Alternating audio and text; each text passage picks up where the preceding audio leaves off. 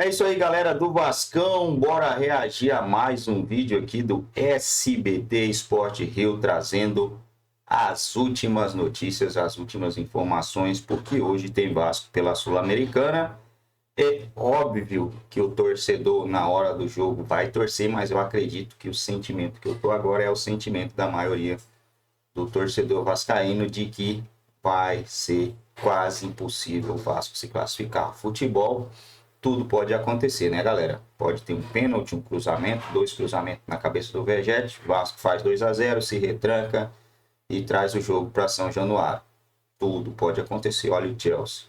É um time anos-luz pior do que o PSG, mas estava num dia bom e acabou metendo 3-0. Aconteceu o improvável. Pode ser que aconteça o improvável nesse jogo do Vasco contra o Del Valle. Cadê o coração dele, Cris? Hoje tem Vasco na tela do SBT com a Sul-Americana. O Cruz Maltino encara o Del Valle. Na altitude de Quito, com transmissão a partir de 9h15. 9h15 começa a bola rolar aqui. A gente vai ver o VT. Ele tá fazendo essa cara, mas 9 horas ele já tá ligadinho. Eu não te conheço, Lucas Pedrosa. Fica fingindo que vai abandonar o Vasco, nunca abandonou. Tá bom. Até porque não pode, né? Sabe... É o que eu falo. Quem se relaciona com o Vascaíno é igual você. Seu marido é o quê? Vasco.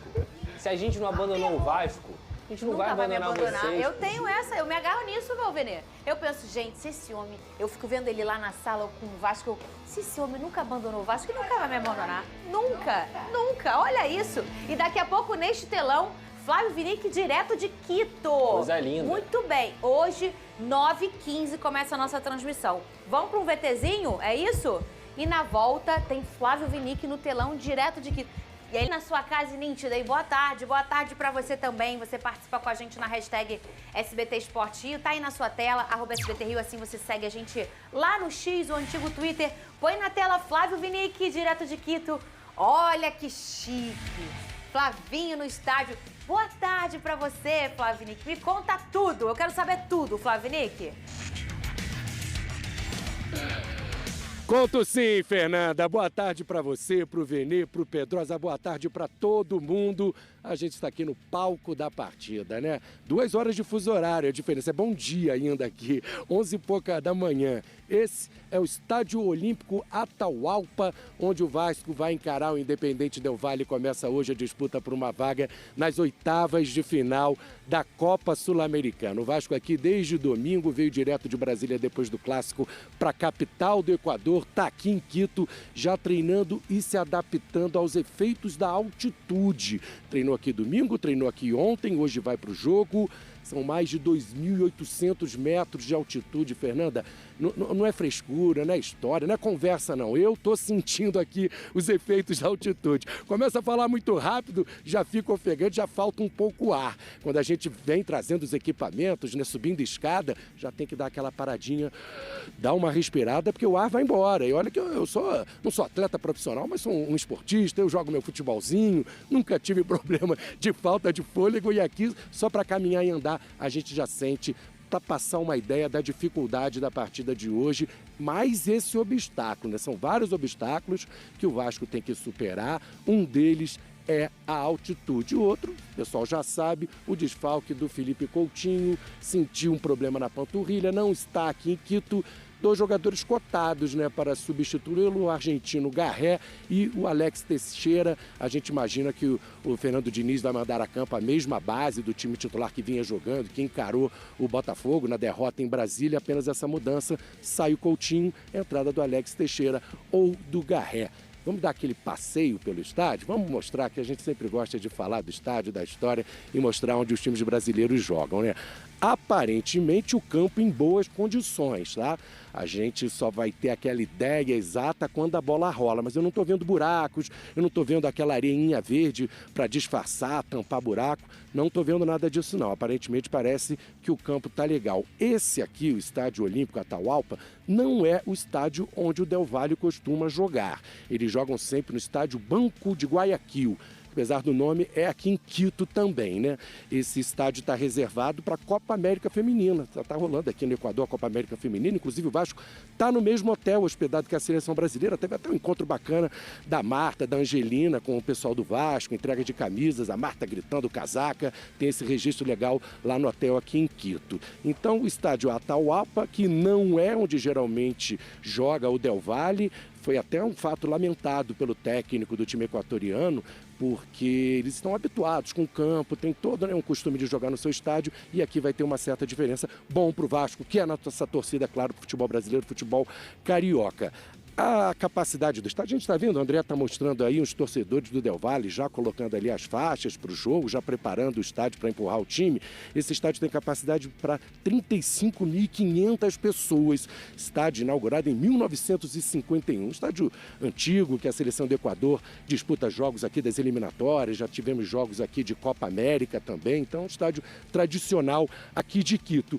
A expectativa é de um público hoje em torno de 8 a 10 mil pessoas. E existe também uma previsão, uma estimativa de que cerca de 200 vascaínos estarão aqui também para dar essa força para o Vasco hoje. Eu confesso que andando aqui por Quito, passando para cá e para lá, não encontrei nenhum vascaíno. É difícil também, a gente está muito distante do Brasil, mas existe essa previsão de 200 vascaínos hoje aqui no estádio, né? O técnico do Deportivo Independente Del Valle tem um otimismo em relação aos brasileiros por causa do histórico do Del Valle contra os times brazucas. É impressionante, eu fui dar essa pesquisada, Fernanda e amigos. O Del Valle leva vantagem nos confrontos contra os brasileiros em 27 jogos, são 13 vitórias, 10 derrotas, 13-10 para os equatorianos. E algumas vitórias marcantes, algumas conquistas marcantes do Del Valle sobre brasileiros. O torcedor do Flamengo deve lembrar que na final da Recopa, né, do ano passado, ano retrasado, final da Recopa de 2023, o Del Valle foi campeão em pleno Maracanã. No ano anterior, em 2022, o Del Valle foi o campeão da Copa Sul-Americana batendo São Paulo. Então são resultados, são retrospectos que deixam os torcedores do Del Valle, os equatorianos, mais confiantes contra os brasileiros. É bom a gente lembrar também que o Del Valle é bicampeão da Copa Sul-Americana. Nenhum brasileiro é bicampeão da Sul-Americana e o Del Valle ostenta esse título, está em busca então do tricampeonato. Eu falei que o estádio não é exatamente o que o Del Valle joga, a expectativa de 8 a 10 mil torcedores. O Del Valle não é um clube muito popular aqui no Equador. É considerada a 7ª torcida. A torcida mais popular aqui do Equador é o Barcelona de Guayaquil. Apesar de ser de Guayaquil, tem muitos torcedores aqui em Quito também. Depois vem a LDU, tem o Emelec e é considerado então só a 7ª maior torcida do Del Valle. Isso porque desde a fundação do Del Valle, nos anos 50, um clube antigo, mas não frequentava a primeira divisão. A virada de chave do Del Valle aconteceu ali já na década de 2010, quando o time voltou para a Série A e se manteve na elite do futebol equatoriano. E aí em 2016 veio o vice-campeonato da Libertadores, em 2019 título da Sul-Americana, e depois conquistou o campeonato equatoriano, como eu disse, 2 vezes a Copa Sul-Americana, se tornou uma potência no país, mas não tem aquela tradição. Futuramente, de repente daqui a 20, 30 anos, essa torcida vai estar maior e vai se colocar melhor entre as torcidas equatorianas, mas no momento é só o 7º, mas um motivo bom para o torcedor vascaíno ficar confiante. O difícil aqui é realmente a altitude, porque não tem aquela pressão de torcida, de massa, o estádio próximo da torcida, da arquibancada.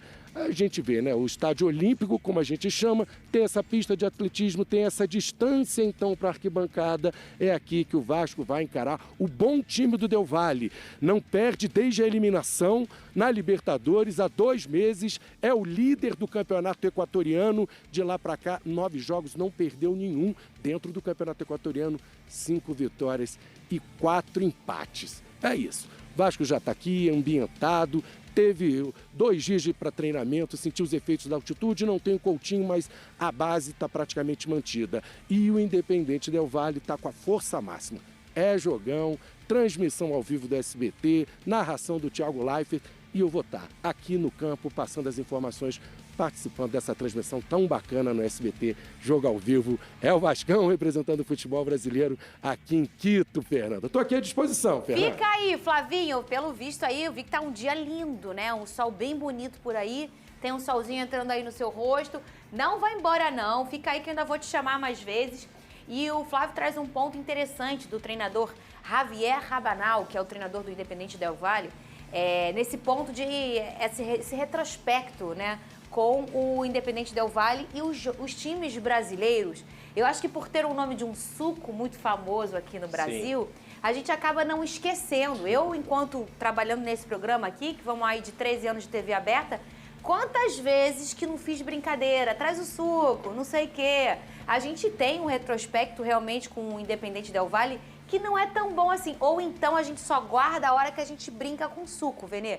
Mas o que a gente sabe é que, se a gente for pensar os times do Equador, ele é a 7ª força, mas Emelec ok, LDU, Barcelona de Guayaquil, mas pra gente aqui pro Brasil, o Independente Del Valle é o que a gente também conhece bastante, não é? Ou não? Nos últimos anos, principalmente exemplo, pelos confrontos com o Flamengo. O Flamengo já perdeu de goleada pro Independente Del Valle, com o Domenech, de 5-1. Na Libertadores. Assim, foi uma goleada extremamente justa na ocasião. Foi um dos piores jogos do Flamengo na era Domenech. Mas a gente está falando de uma equipe que vem crescendo bastante no cenário sul-americano, né? Embora não seja uma das principais forças no futebol equatoriano, mas é sempre uma equipe que dá muito trabalho. Além de ser muito bem treinada pelos seus respectivos treinadores, o Del Valle também conta com a ajuda da altitude, eventualmente, o que acaba facilitando a vida deles e dificultando bastante a vida, sobretudo dos brasileiros, que não estão muito acostumados a jogar nesse tipo de cenário. Mas tem que respeitar, o Del Valle sabe jogar esse tipo de competição, que o Vasco da Gama vai encarar essa equipe logo mais. É bicampeão que o Flavinho falou, né? Sim. Eles têm 2. Tem 2 títulos da Sul-Americana. Da Sul-Americana, exatamente. E é um time também que se notabilizou nos últimos anos por revelar jogadores. O Caicedo do Chelsea, que foi campeão mundial agora, ele sai do Independente Del Valle. O Kendry Paz, que foi pro Chelsea também agora, não jogou ainda, mas é no mesmo esquema que o Estevão, precisou fazer a maior idade para poder ir para lá, também jogava aí. Ainda bem que ele não vai jogar contra o Vasco, porque ele é um fenômeno, um dos maiores talentos aí do futebol sul-americano. É uma equipe chata, cara. É uma equipe chata. Eu vou te ser sincero com você, Fernanda. Eu não tô nem um pouco otimista. Benê, não vamos deixar eu não tô nem um pouco otimista. Não, vai... Ô, Pedrosa. Assim, a questão... Levanta essa cabeça pra coroa não cair. Eu entendo o que o Pedrosa tá querendo dizer. O quê? É porque eu acho que, caso o Vasco saia de campo derrotado, assim, não é nenhuma surpresa. Porque as pessoas que não acompanham muito futebol sul-americano podem imaginar, pô, mas... É o Independente Del Valle, assim, não tem muita força no cenário sul-americano, mas hoje é uma equipe extremamente bem montada, uma equipe rápida, difícil de você jogar contra. E o Vasco, a gente sabe, após a parada da Copa do Mundo, não fez um bom jogo diante do Botafogo. Então fica aquela dúvida, será que vai conseguir evoluir em tão poucos dias assim? Ainda mais sem o Coutinho, seu principal jogador do meio de campo. Eu entendo o que o Pedrosa está querendo dizer, mas, Pedrosa, tem um lado bom, sabe o que é? Mata-mata é diferente. É diferente, de repente os jogadores entram de uma forma diferente. A gente sabe que mata-mata, esse tipo de competição, os jogadores entram mais ligados, a concentração maior. Eu me apegaria a isso em relação ao Vasco da Gama, mas eu considero, tô com o Pedrosa, o Del Valle favorito para esse duelo. Mas sobre as baixas do Vasco, na verdade uma né? Baixa. O Felipe Coutinho, que tá fora dessa partida, e aí você não tem como dizer quem vai ser o escolhido, mas a gente pode debater isso agora também com o Flavinho em Jogo, que tá escutando a gente. Quem você acha que vai... O Flavinho já trouxe as opções aí, o Alex Teixeira, pode ser o Garré. Quem que você acha, Pedrosa, que vai ser a escolha do Diniz e qual você faria? É a mesma? Você faria a mesma que você acha que ele vai fazer? E pode ser um terceiro volante também. Não me espantaria se um terceiro volante entrasse nessa equação. O Matheus Carvalho, por exemplo, que foi a primeira substituição do Diniz contra o Botafogo. Espero que não. Jamais faria isso, jamais. Se fosse para colocar um volante, colocaria o Jair para ter mais qualidade na saída de bola. Mas entre o Alex Teixeira e o Garré, eu iria de Garré. Inclusive, logo no primeiro tempo do jogo contra o Botafogo, do Vasco e Botafogo, o Coutinho já estava sentindo a dor na panturrilha e quem aquece aos 15, 20 minutos é o Garré.